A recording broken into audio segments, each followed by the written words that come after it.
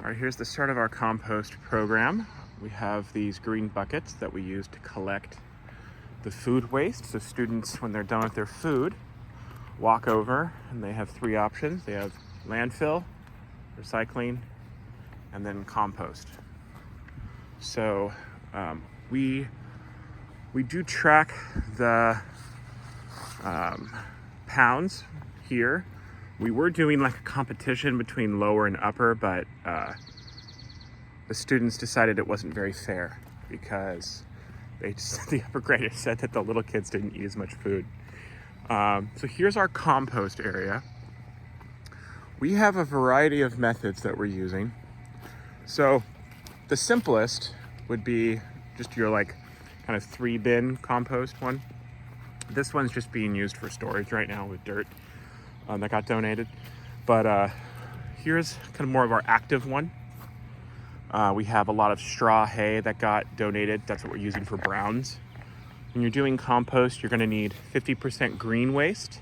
So that's your food waste from the students. And then you need to add 50% browns. So that's per pound. So if you collect 10 pounds of green waste, you need to add 10 pounds of browns. So we also use leaves. The eucalyptus leaves aren't really ideal for composting because they contain some oils that aren't great for it, but we still use them. This is some material that is pretty much close to being done. This used to be in this bin and we moved it over here. It's not fully finished, but you can see how much darker it is. Pretty decent material. There are some, trash that gets mixed in. We just pick it out as we can. We have buckets for that. We also have some worm bins. So this is called vermicomposting. That over there is also a worm bin. So the way this works is we have a special kind of worm.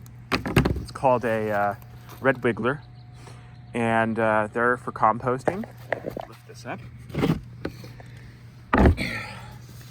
You can see a few there. The next level. Yeah, there they are. So they just are really good at taking the green waste, and they need browns too. Same ratio, 50-50.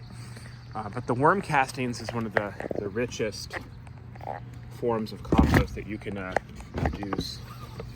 And the kids just love hanging out with the worms. If you guys are interested at all with some worms, we can give you some starter worms. They sell them at different places, but we have plenty. We also have these over here. These are like hot boxes. I don't even know what they're called, but we haven't really needed to use. Let's drop my phone. We haven't had to use them too much. Right now, this one is empty.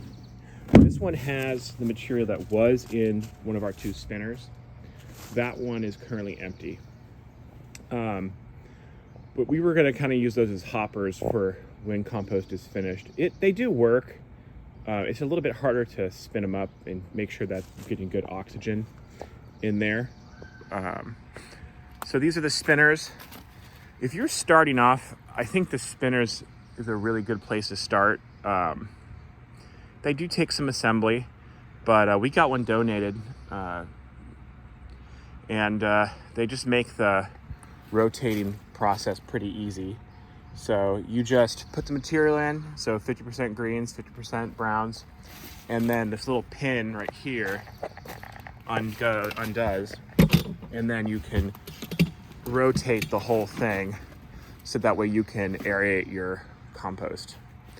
And those are really effective. We've got those up pretty high temp-wise. You're gonna want a compost thermometer.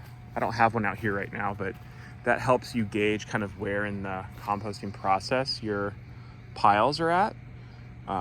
You want to be like 120, 130 is good. 150, you're killing all the really bad bacteria. We haven't really been able to achieve that consistently. So it's not a huge problem. We're just not going to use this compost with our food producing raised beds to just avoid any type of contamination. So we're just going to use it with you know, the decorative plants, that material. So it's still getting diverted and used, just not with food. This is called an urban worm bag. And this was donated. And it's a continuous flow style composter. So you just keep putting stuff on top, and then gradually you open up the bottom, and it's supposed to be fully composted at the bottom.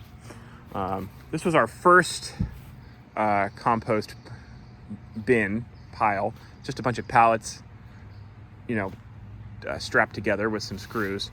So that's an easy way to start. I mean, technically you don't really need anything. You could just make a big pile. This just kind of makes it easier to cycle your compost. Because you do need to eventually move it around. You don't want it to go from, you know, anaerobic. Anaerobic is when it's going to get really stinky. Aerobic is with the oxygen, the bacteria that needs oxygen, and that's what you want. You want aerobic bacteria. In terms of, let's see if we get some steam here. On some mornings, we can get a really good amount of steam coming out from here, because we've been able to get up to 130, 140 degrees Fahrenheit. It's running a little cooler this morning, so it's probably time for me to mix it up. It's pretty low maintenance. I don't spend a ton of time. The way we track our compost, like we recently just passed 1 ton, is I'll come out after lunch, my lunch, which is the upper grade lunch, and I have some students help me dump all the buckets into one. I have a fish scale that I then attach to the bucket. Bucket weighs like 1.5 pounds, so we just subtract that from the total. And then we have a Google sheet that has everything for the date, so we just track it on there. And then we just take it over there, dump it in one of the bins based on kind of which one I feel like needs it. And we kind of just go from there. So that's our composting program. It's not too terribly complicated. I mean, you start off simple, and then, you know, as you get into it, you can add more capacity as needed. But this would probably be your simplest method. Or if you just want to go get some pallets, those are very popular for composting with pallets. But yeah, you would just get some straw or some leaves, or if you guys want to ask the maintenance crews at your school to start, you know, giving you the grass clippings, those are great for compost for greens, or for browns, excuse me. But like straw can be browns. We got some of these donated a while back. Shredded paper can be a brown. We also put in pencil shavings, so all kinds of stuff. Let me know if you guys have any questions, and be happy to Zoom with you guys.